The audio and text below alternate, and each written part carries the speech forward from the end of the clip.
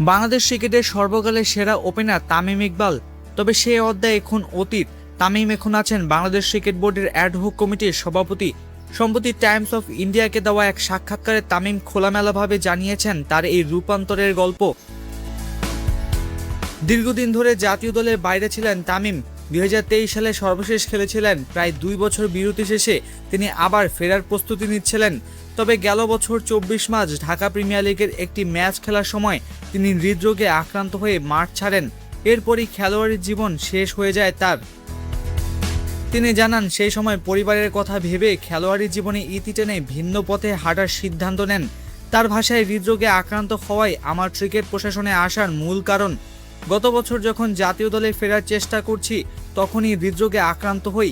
ভাবলাম আমার ক্রিকেট জীবন শেষ, এরপরও যদি খেলতাম তাহলে আর বড়জোর 2-1 বছর।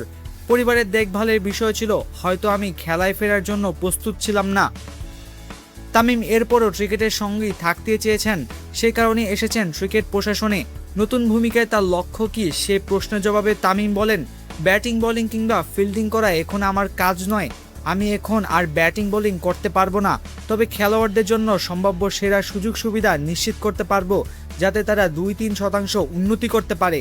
সেই লক্ষ্যের দিকে এগোচ্ছি। আসছে মাসে বিসিবি নির্বাচনে তিনি প্রতিদ্বন্দ্বিতা করবেন বলে আগেই জানিয়েছেন তামিম। পরিস্থিতি বলে দিচ্ছে, অনেকটা ফাঁকা মাঠে গোল দিয়ে বিসিবি সভাপতি হতে চলেছেন তিনি। সব মিলিয়ে এই ভূমিকায় তামিমকে যে লম্বা সময়ের জন্য দেখা যাবে সেটা অনেকটাই পরিষ্কার মনে হচ্ছে এখন।